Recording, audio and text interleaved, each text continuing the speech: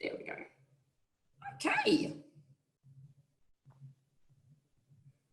So we were talking about this last week, and I wanted to keep on the topic because it's really interesting in terms of training, but I mean, we can talk about training being our exercise regime, and also what you can do to help balance hormones in terms of supporting your body when you are in different phases of the menstrual cycle. So this is it's really good information, not only for women, but also for men, especially who are training women, just to understand what is happening in terms of energy, in terms of energy production, and in terms of the body's physical needs in different phases of the menstrual cycle. So let's just quickly recap high school science, I think.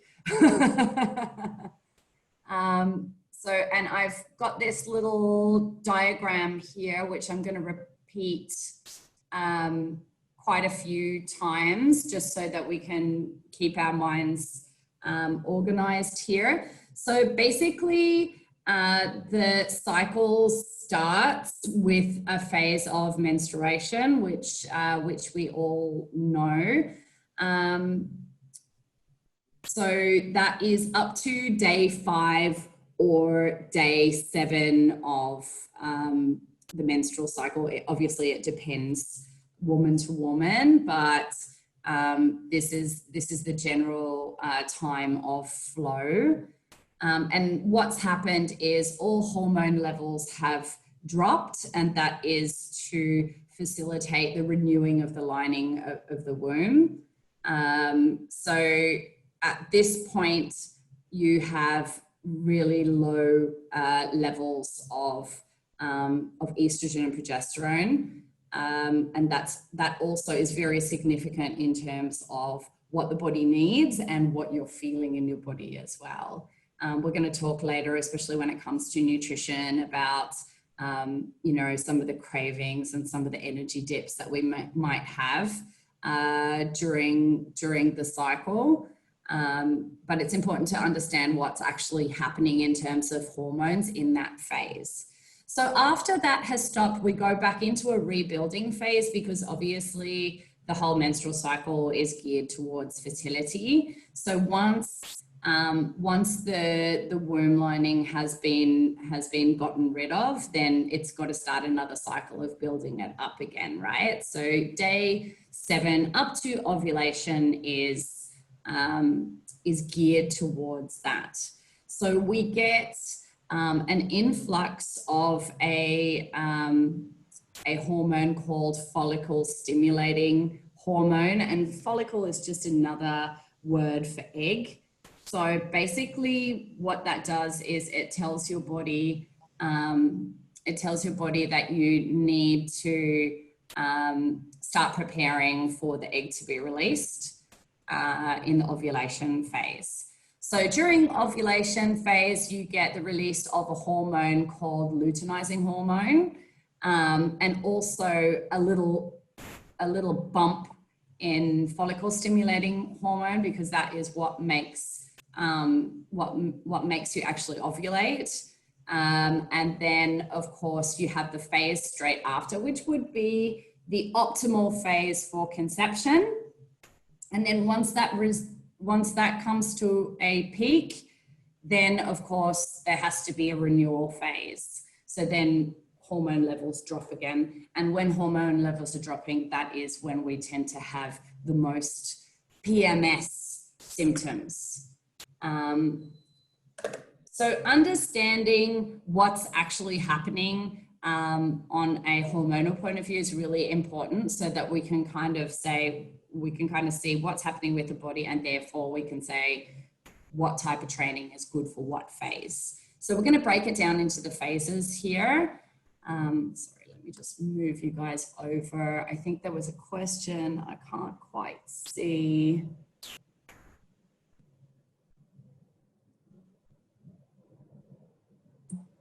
Sorry. sorry, just gonna...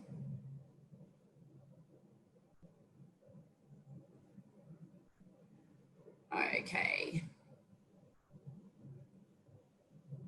Sylvia, you okay? Did you want me to put another slide on, or is this one okay? Yeah, because I think you were like talking about the cycle and I saw that you made a slide about it, but you didn't go on to the next slide. Oh gosh, sorry. You can see it now though, right? Not yet. I just only see the start, but maybe the others are different, but I only see just... Oh gosh, I'm already on like the third slide now. Okay, let me just stop. I'll stop sharing and then I'll reshare it again. Put like so much effort to prepare it and I know, and then it completely bombed. All right, let's try that again. Okay, and then, oh, I got you. Okay. What? I'm doing good with technology today. All right. Back to sharing.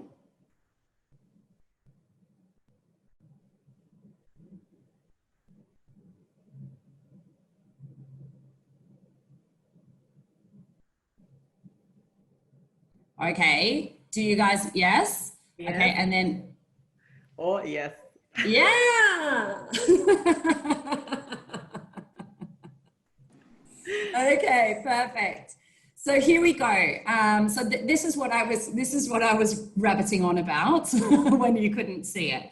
Okay, so let me just move you guys across. Okay, so can you guys see my cursor? Yeah, okay, yes. Cool. So this is the phase.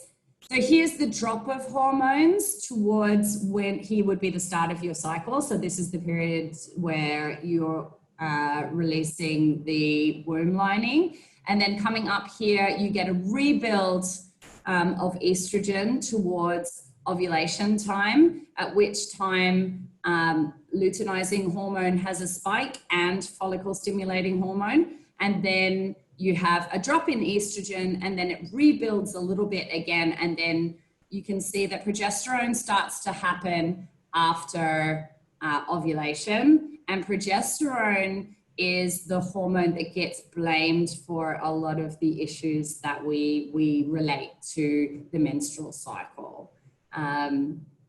So yeah, in terms of, sorry, hang on, let me just let Davina in. There we go. So in terms of training, this is what I was telling you guys last week. So this was what I looked up. So day 1 to 5, so obviously through the flow, you want to be doing easy training. Then day 6 to 16 is the time that you can best utilize for training hard. And then the time after ovulation is the moderate.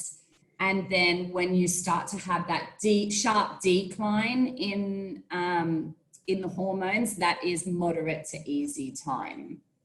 So I wanted to break that down into both cardio and strength training because there's been research done on both of these. So basically it says to save your high intensity workouts until after the luteal and menstrual phases are over. So that's in that building time towards ovulation. That's when you can do your high intensity stuff. And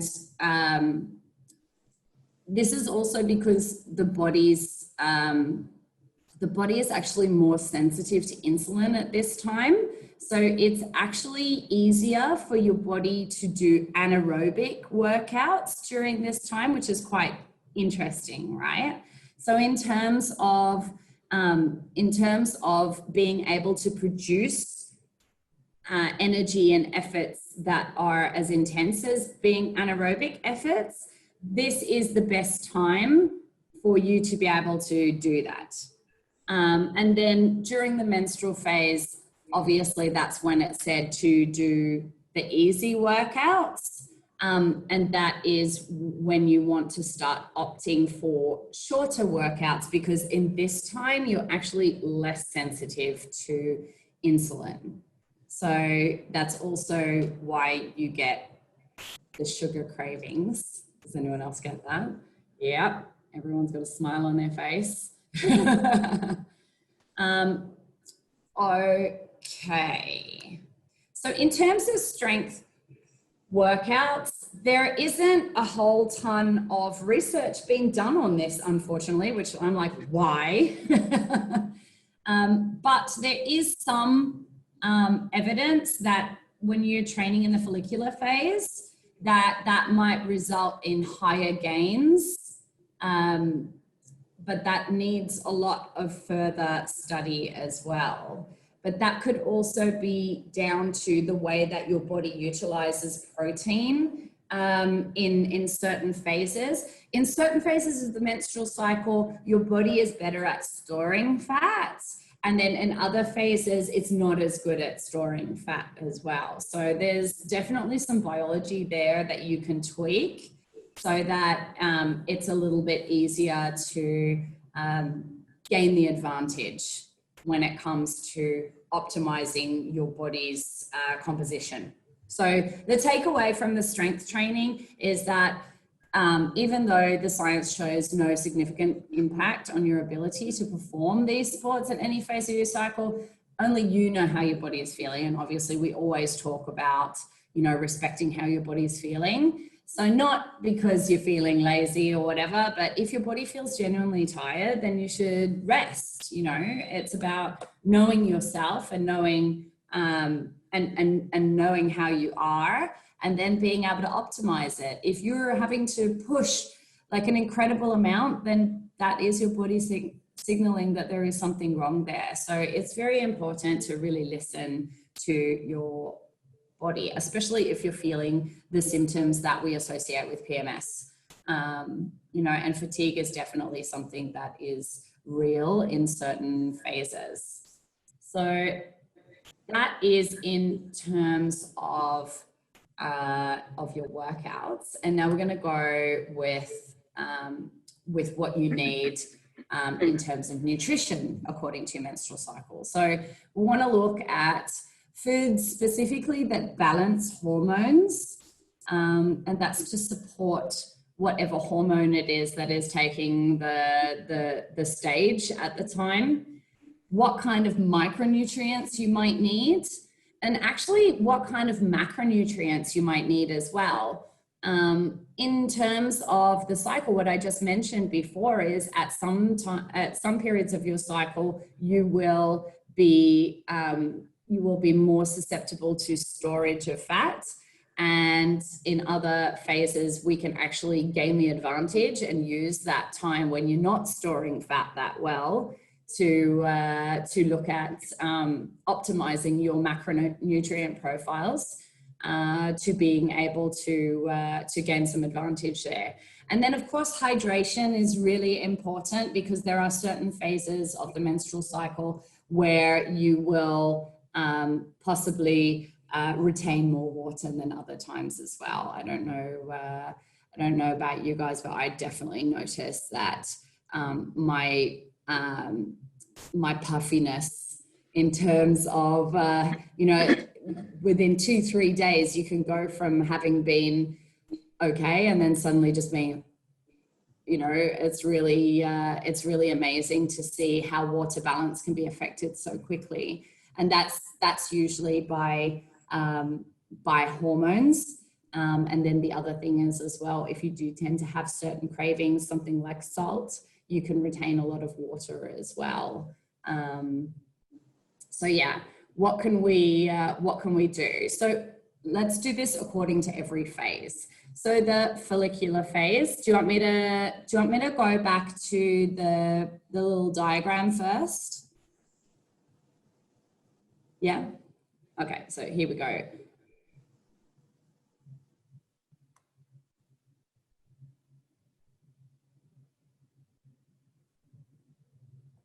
All right, so follicular phase being this area here. So when you're building building towards ovulation. So your energy tends to feel a little bit lower. Your insulin sensitivity is higher. So what we want to do is we want to focus on energy boosting foods, and we focus on the micronutrients that help with energy production. So iron, of course, is a big one.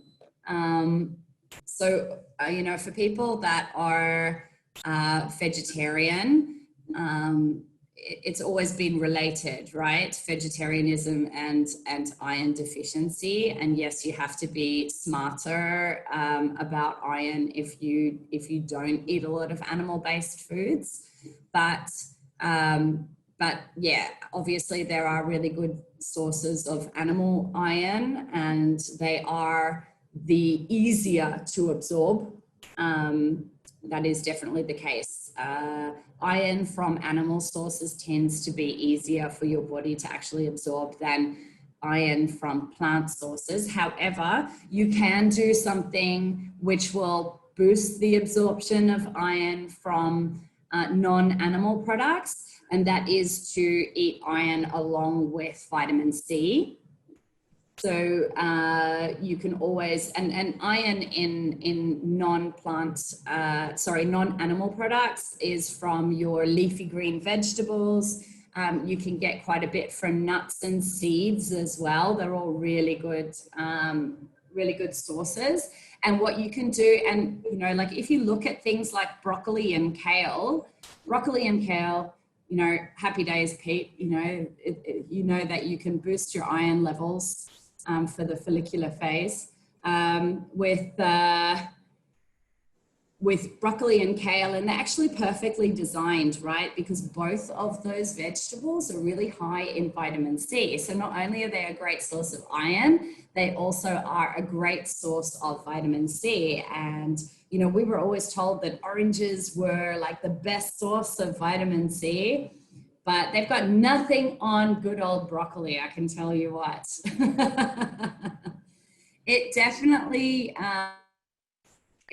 shows that nature knows what it's doing, right? When it packages all of those micronutrients together for better optimization. And this is also why you can take a supplement, but in natural foods, it's all been packaged for you already. So vitamin B12 is also a micronutrient that is needed for energy production. You can have iron deficiency anemia, or you can have vitamin B12 deficiency anemia. And, you know, the problem with a B12 deficiency is it's very, very serious. You can get a lot of issues, especially neurological issues, if you don't have enough vitamin B12. Now, what are the sources of vitamin B12? We've talked about this before when we've talked about the vegan diet. Obviously, meat is a good source of vitamin B12 because vitamin B12 is produced by bacteria, and bacteria that is on plants. And because animals eat the plants, they're a good source of vitamin B12 because they're constantly eating this vitamin B12 that has been made by the bacteria. So then you would think, well, we eat lots of plants as well, right? So that's good. Yeah, the problem is we wash them, which is not a bad thing. Keep washing your vegetables. Maybe if you have your own garden and you're controlling what it is that you're putting into your garden, then you can eat your vegetables without washing them. But if you buy out of a supermarket, please always wash your vegetables. You know, it's good to get some bacteria, but, you know, the natural ones, the ones that grow on plants and stuff are good. The ones that grow in supermarkets, not so good.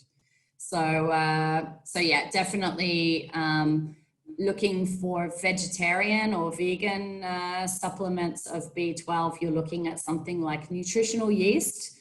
I think we've mentioned that before as well. It's a yeast that is able to be used. It tastes a little bit vaguely like cheese, and you can sprinkle it on a lot of dishes, and it contains quite a bit of vitamin B12, but you would have to eat tons of it to get your full requirement of vitamin B12. So that is why it is always recommended to supplement vitamin B12 if you are a vegetarian or a vegan. And that's pretty much standard. Even, even people that have been vegan for years will also say, yes, you need to supplement this. Okay, so moving on, light and fresh, colorful foods. Now, why is it that we want to focus on those? Well, because these are the foods that tend to be high in antioxidants, and antioxidants help with the detoxification process and just help with your general system and your well-being. So having something that has a lot of antioxidants in it will be good for you, obviously, at any phase of the menstrual cycle. However, particularly helpful in the follicular phase. And then, of course, boosting your body's gut bacteria with probiotic foods.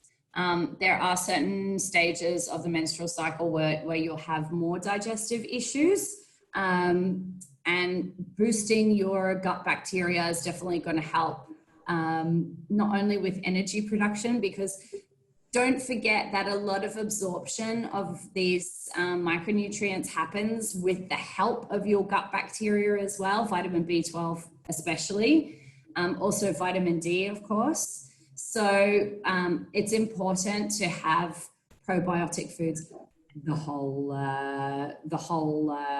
cycle, however, particularly in this phase. So if you're looking at something to boost yourself through that phase, then maybe a greater look at those types of foods. Okay, so during ovulation, and that's 1 to 2 days, you have a high energy. And this is because the body is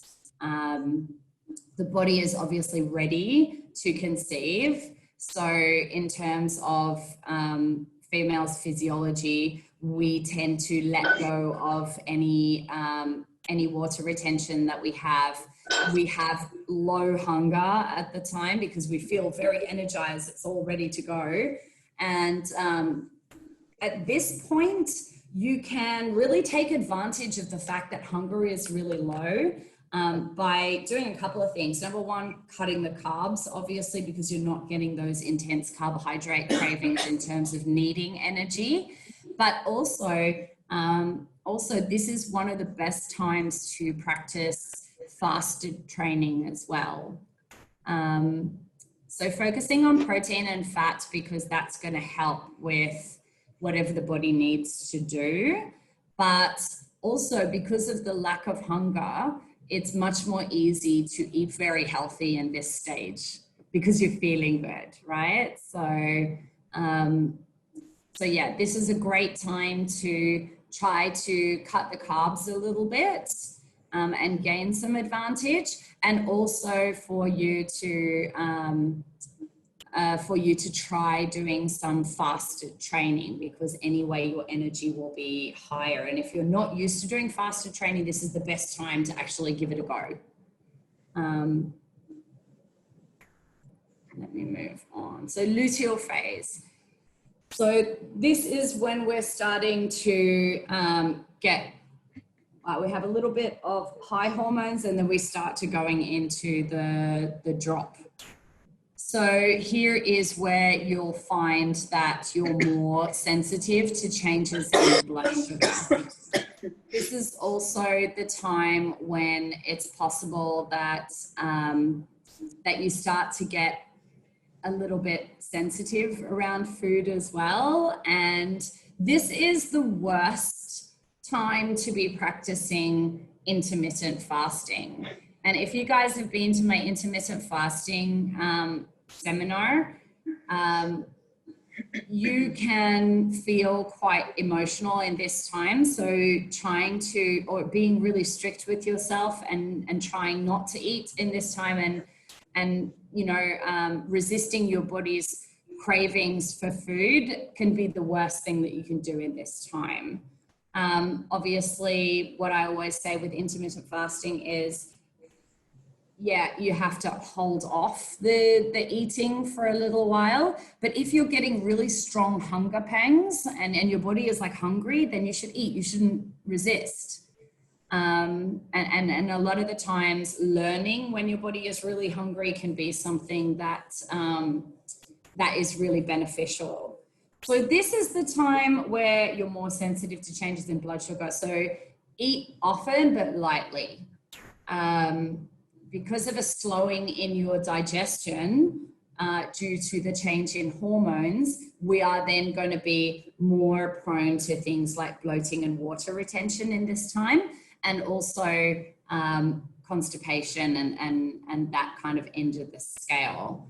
And for a lot of people, they can link a difference in their digestion, and also IBS tends to, if you suffer from irritable bowel syndrome, then this will be the time where it gets worse, is when you have the horrible bloating and the water retention. So at this time, we want to be really strict about supporting our body, especially with B vitamins, which are essential for energy production, calcium and magnesium, because these are our electrolytes and they really help with water balance. And obviously fiber, because that helps move everything through the system. At this time, don't try to resist eating food.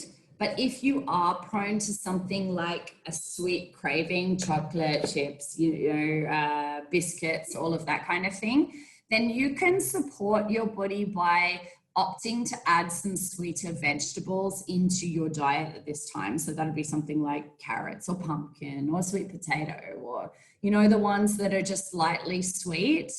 And if you eat those before you're actually truly ravenous, then they can take away some of the sweet cravings that you might have afterwards. Now, in terms of the last list of fruits and vegetables, this is to deal with water retention. So these are all great things that you can consume when you're feeling a little bit puffy.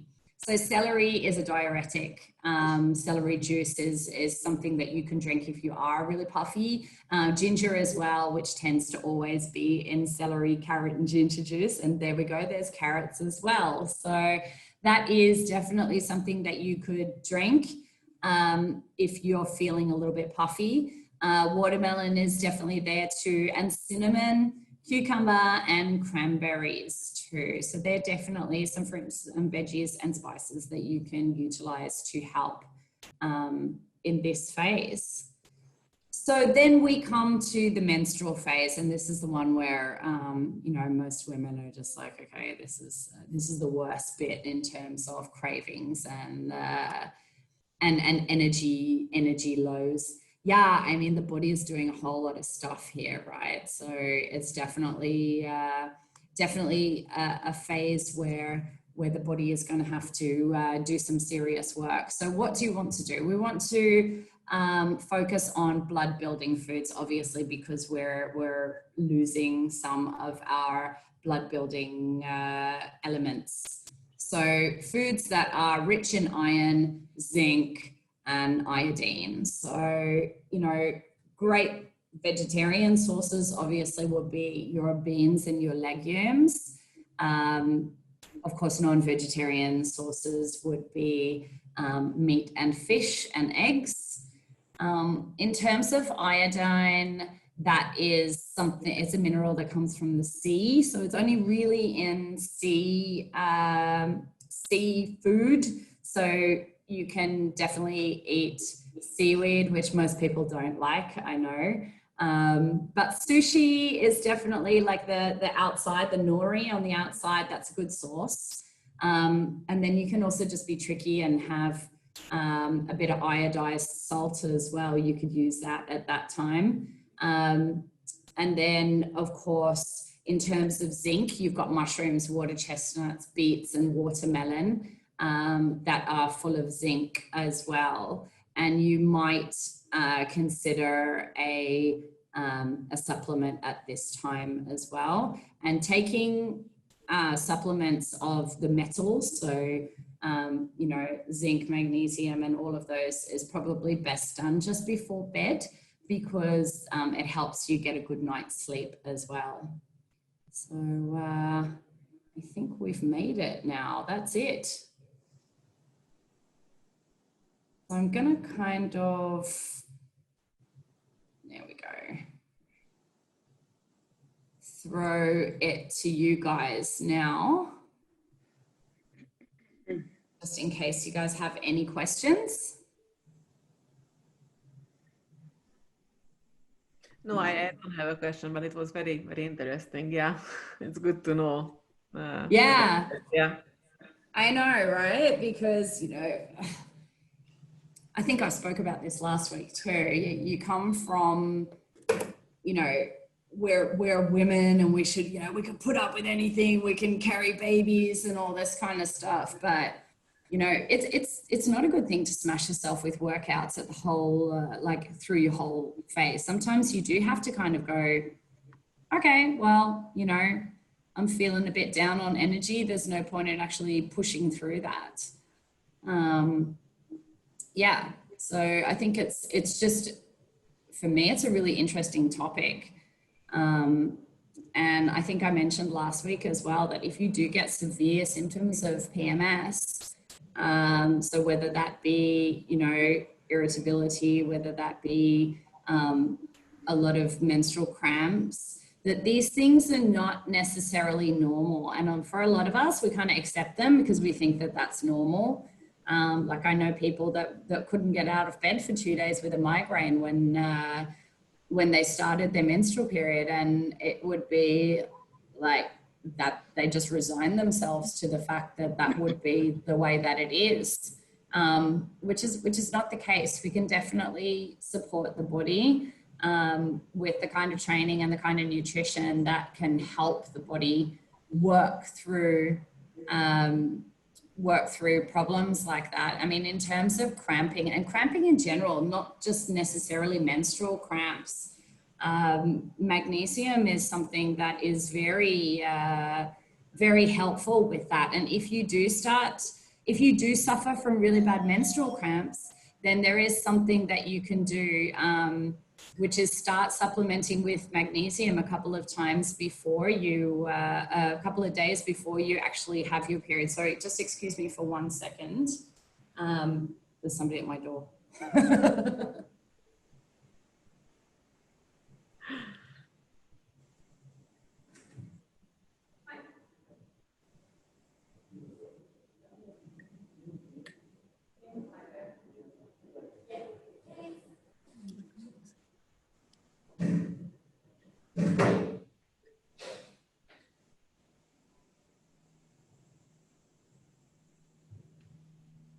Sorry, that was Amazon.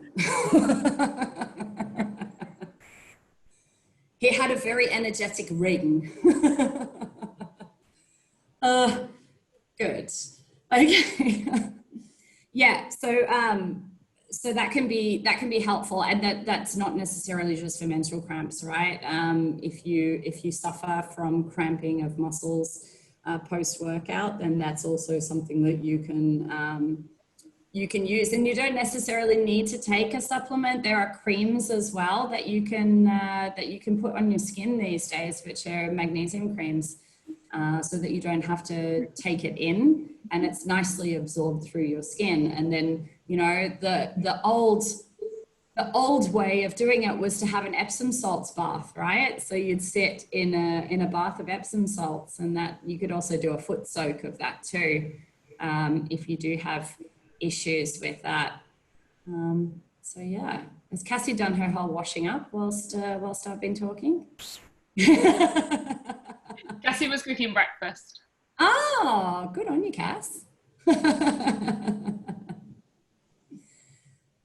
Okay, well, if you guys don't have any questions, I think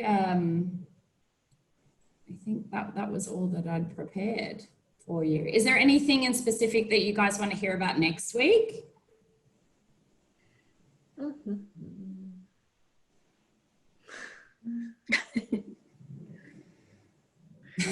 I can't think of anything.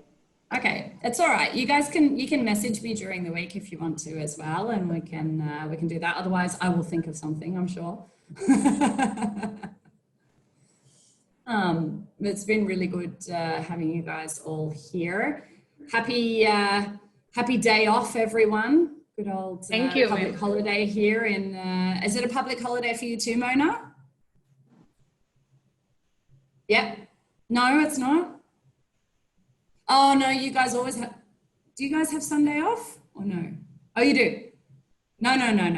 Okay, it's the same as in the UAE. Let me just unmute you so we can hear you. There we go. Oh no, I don't seem to be able to do it.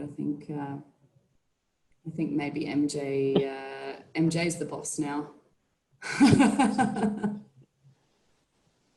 I just wanted to say, like, I understand so much now because, like you said, you know, I go through all these symptoms like every single month, and you know, it's like I half the time I don't understand why my scale looks like, you know, my scale shows high, because you know, like I will be like, you know, like 1 kilo less, and then next day it will be like 2 kilos up. I was like, what's going on? It's like, Yeah, I'm working out hard, and you know, it's like, that's water balance. Yeah, Yeah, I mean, yeah. that's why when I recommend, you know, when I work on something like weight loss with someone, then what I'll do is I'll actually get them to weigh once a month only, and at the same stage of their menstrual cycle, because you know, as women we vary so much. You can literally, like, you can vary 3 kilos from one day to the next, and that's just water retention. So you know,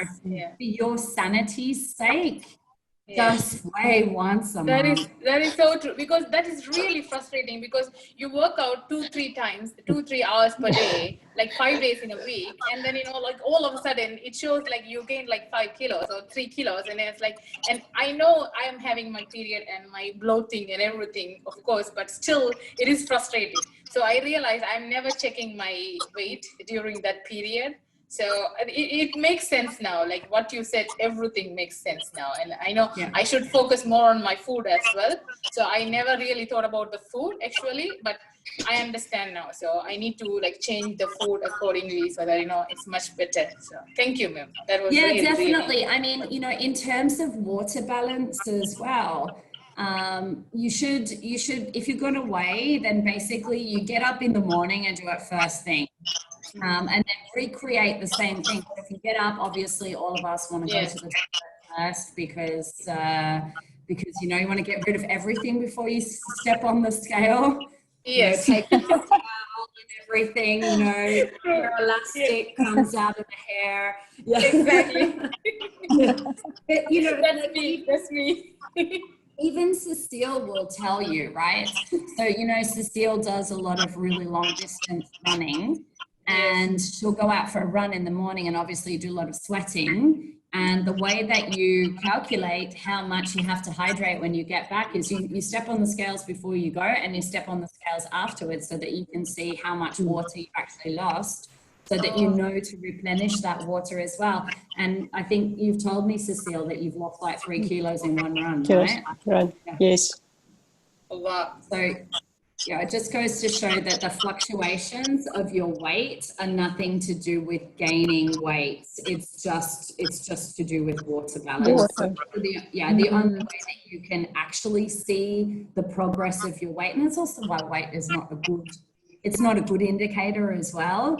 But yeah, you can definitely see that that water balance has so much more to do with it. So if you do it once a month, same phase of your cycle, and then recreating the same environment that you had before as well. So yeah, that's the only way to get a good idea. I mean, for blokes, it's a little easier, but for us, definitely weighing more than once a month is just adding mental stress. Yes, thank you. I will definitely take up on, because I measure every single morning, and before I work out, and it's like, it's really frustrating to see the numbers always fluctuating, and it's like, what is going on? So it makes It's sense. not, I will it's definitely not a pick up. useful, it's not a useful exercise. It's not a Yes. useful exercise. Yeah. Yes. And I live with somebody that weighs themselves every morning, and then I get a full report of everything that happens. Oh my God.